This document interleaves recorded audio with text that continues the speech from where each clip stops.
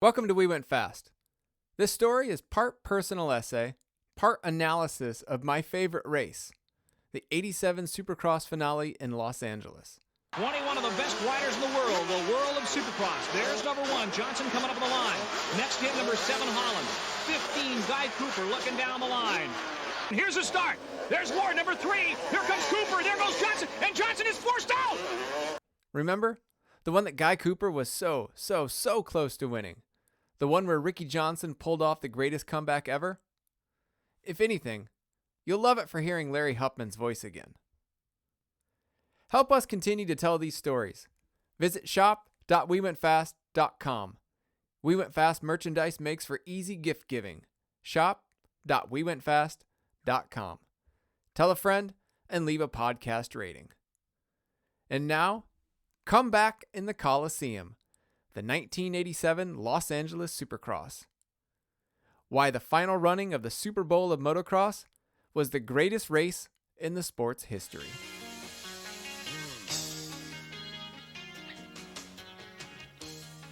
The Los Angeles Coliseum Super Bowl of Motocross, the granddaddy of them all, and the largest and most prestigious Supercross in the world. There is no longer or tougher track anyway.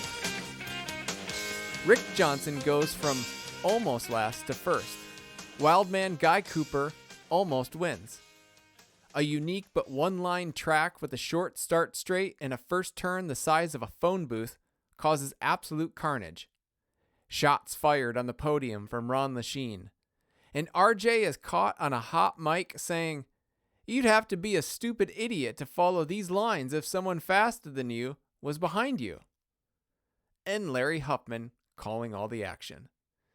These and more are the reasons why I believe the 1987 Los Angeles Coliseum Supercross, the last time the Super Bowl of Motocross event title was used, is the greatest Supercross of all time. June 27th, 1987. Rick Johnson's helmet is stolen. Ricky Johnson couldn't find his helmet.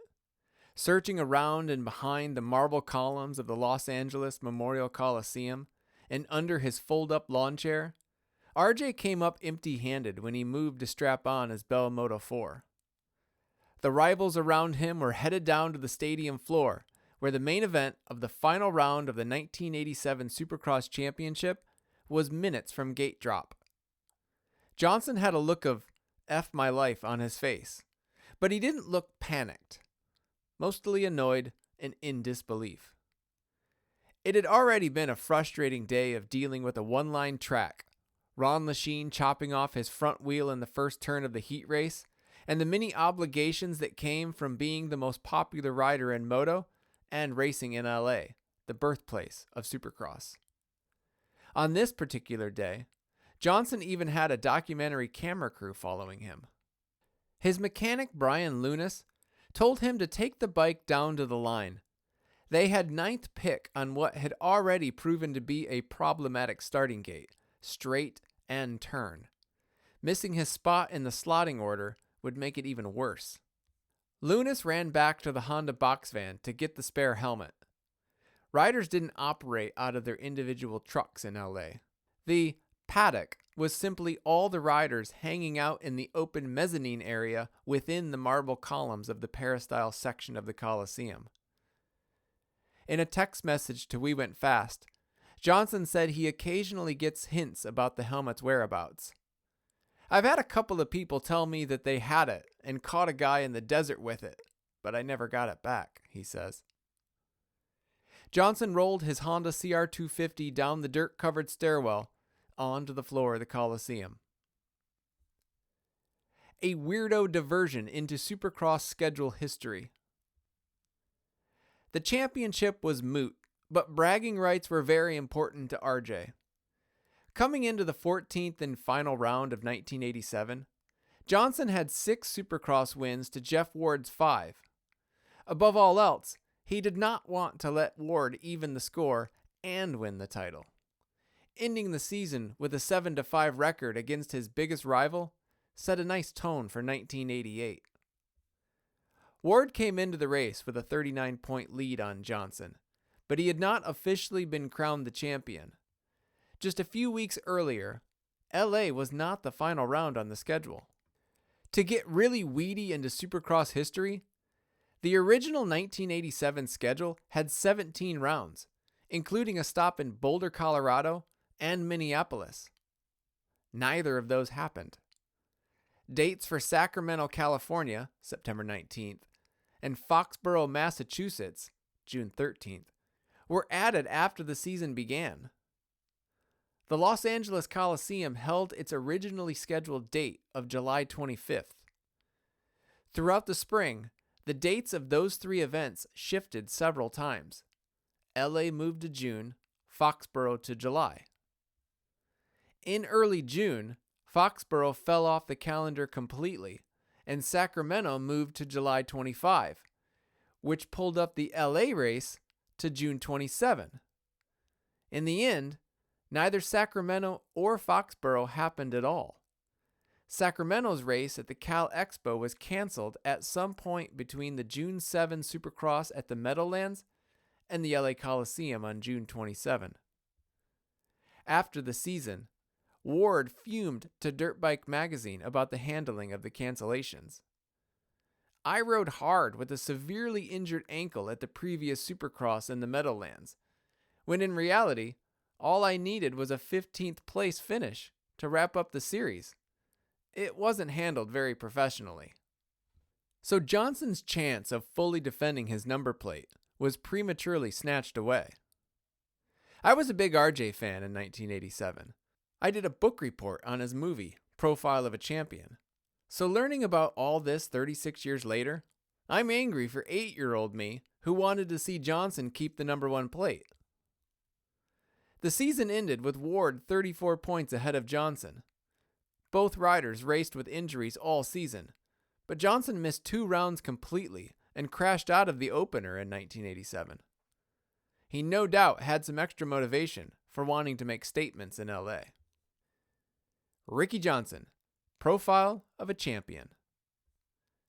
Johnson's frustrations early in the day were preserved for eternity when he dropped into the first practice session wearing a lavalier microphone taped to the inside of his helmet's mouthpiece. A transmitter duct taped to his lower back sent the audio signal back to a recorder. "Come out. Be smooth on my braking, smooth on accelerating.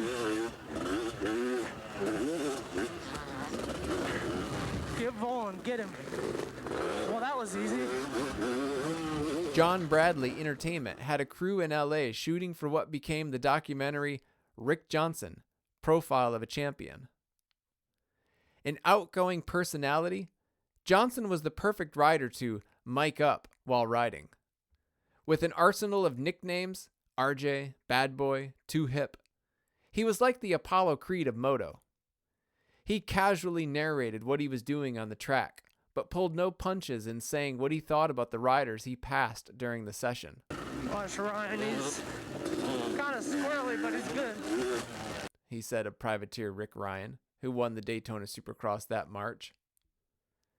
After just a lap or two, Johnson couldn't contain his incredulity about the track's limited line choices, especially the tricky S-turn section, a series of 6 sharp curves built like a slot car course.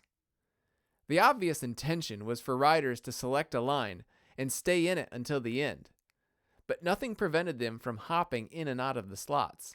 "You'd have to be a stupid idiot to follow these little lines,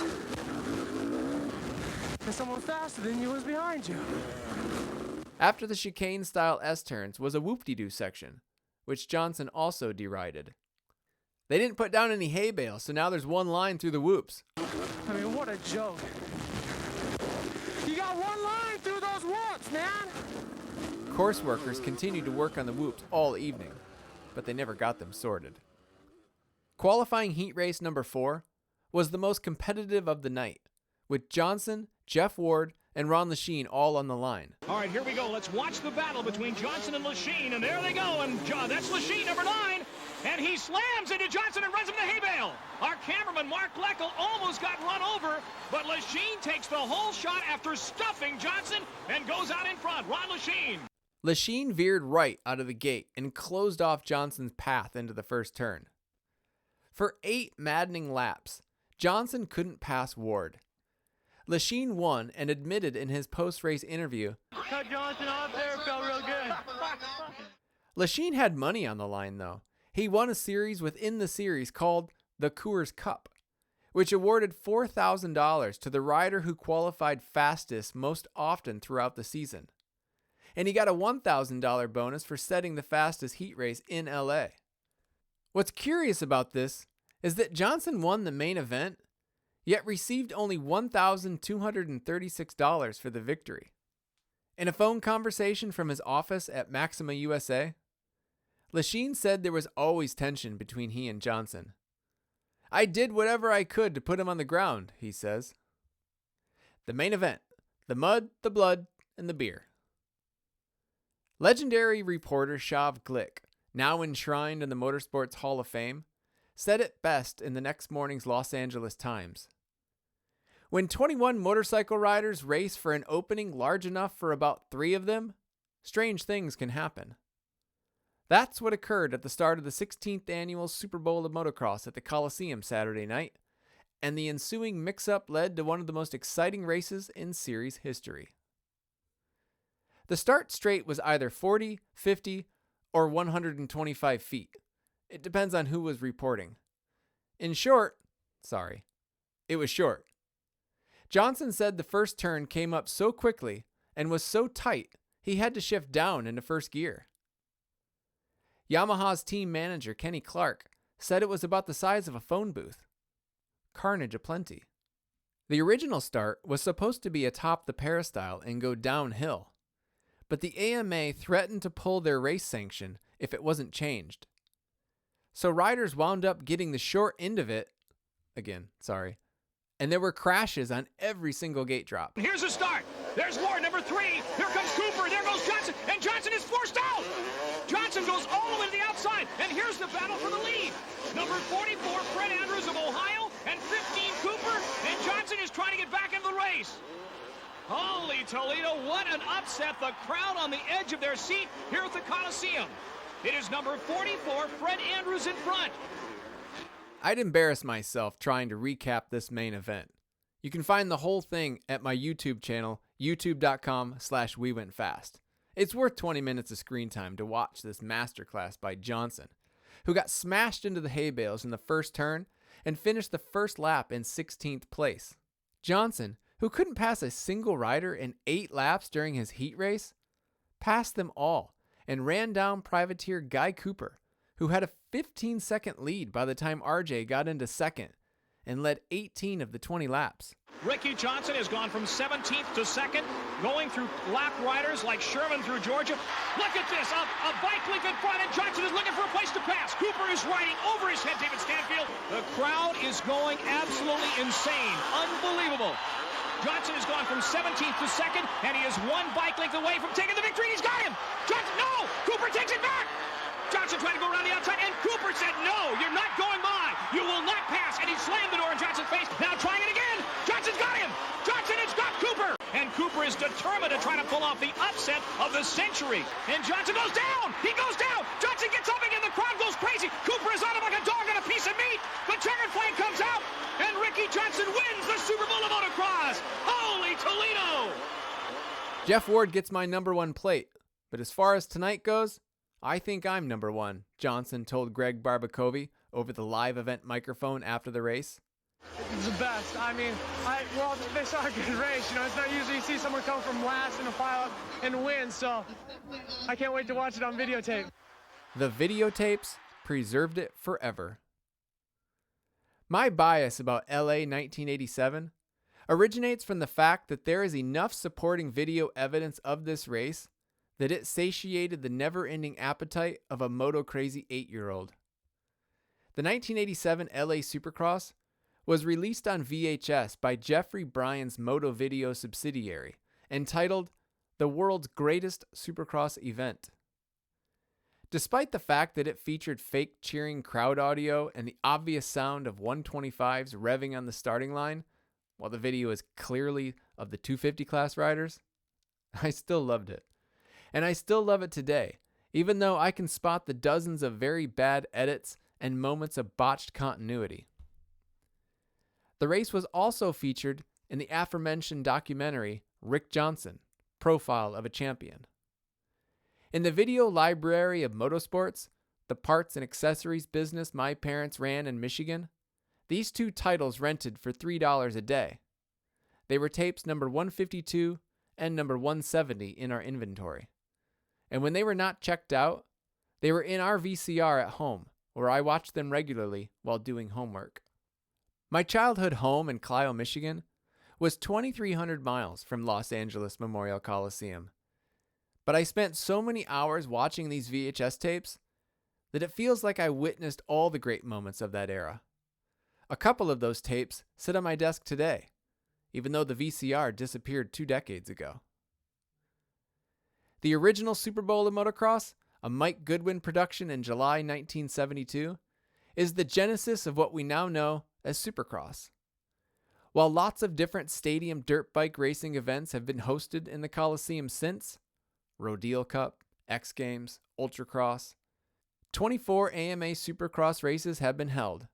My favorite was 1987, and it's races like this one that keep us coming back. Thanks for listening. Again, leave a rating, leave a review, tell a friend about We Went Fast, and if you want to support us, shop.wewentfast.com. Shirts, art, hats, books, posters, shop.wewentfast.com. Thank you so much for listening.